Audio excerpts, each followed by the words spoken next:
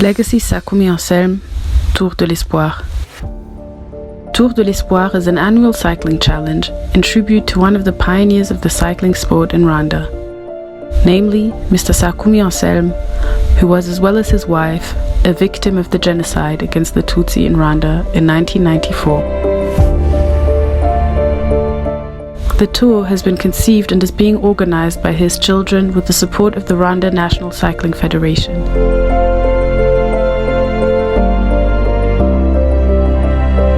Each year, this competition is meant to lay stepping stones towards Sakumi Anselme's vision as to evolve talented young people, and in a sports for all approach, where excellence and solidarity go hand in hand. Solidarity and continuity.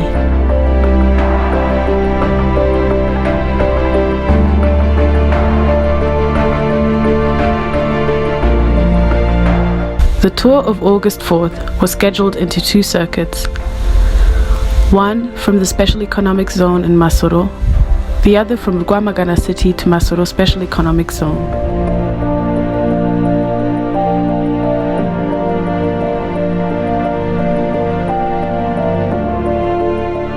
Participants of the tour were divided into two categories. The first one was composed by cyclists with single speed bikes who were between 16 and 20 years old and who made 10 laps, equaling 41 kilometers.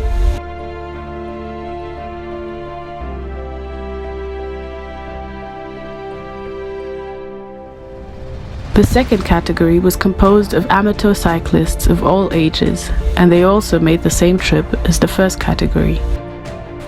Cyclists from Rwamagana were divided into two categories: juniors and elites with under 23 years.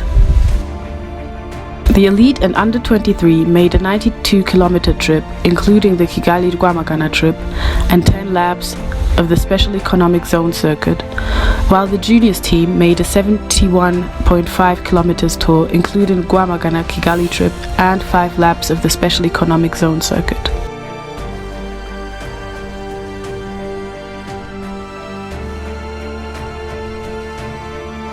All Rwamagana Kigali Tour participants are members of the Rwanda Cycling Federation. According to Serge Rusagara, the son of late Sakumi Anselme, former vice president of Ferwacy, killed during the genocide against the Tutsi in 1994, the main goal of this cycling competition was to honor his father, whose main target was to promote cycling, especially to the younger generations.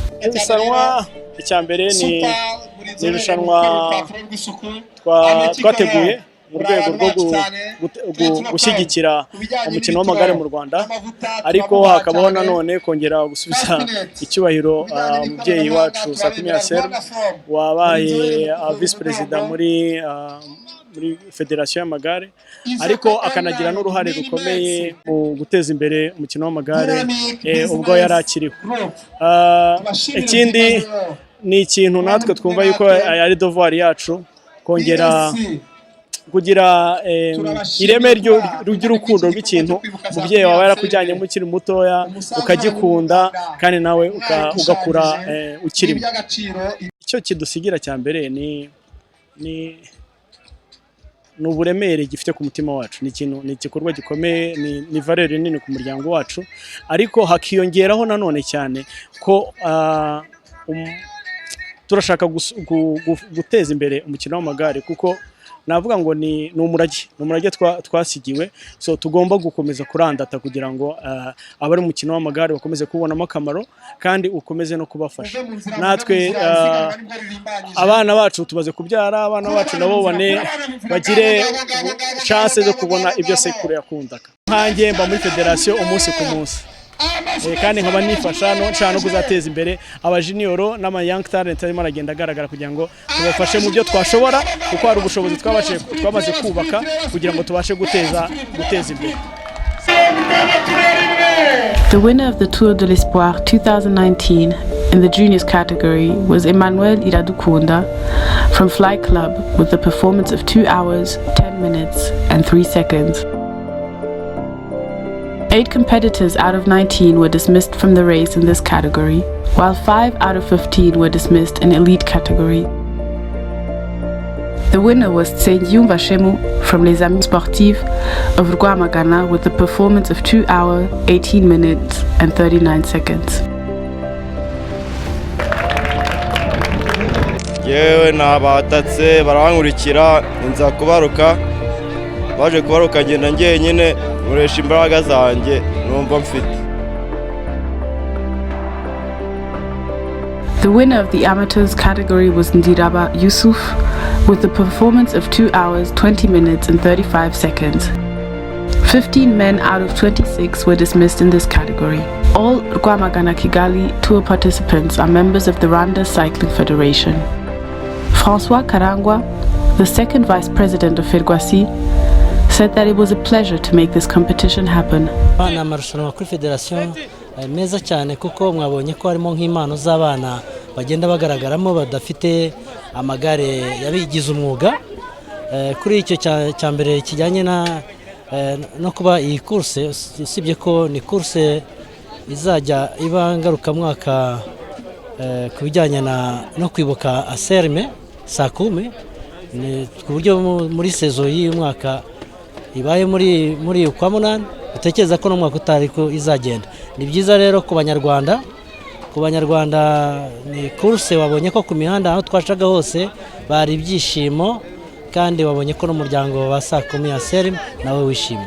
Iri rushanwa rizajya riba rimwe mu mwaka ryo kwibuka Aserme Sakumi.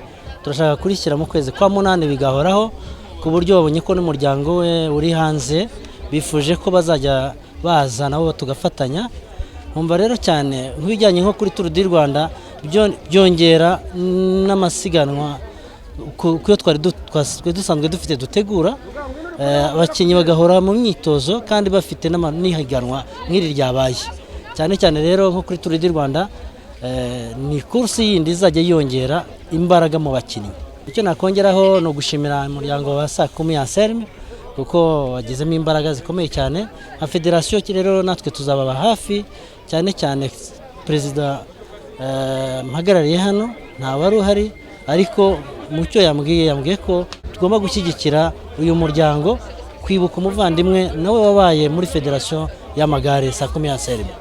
Numva aricyo nashimira umuryango muri iki gikorwa twafatanyije.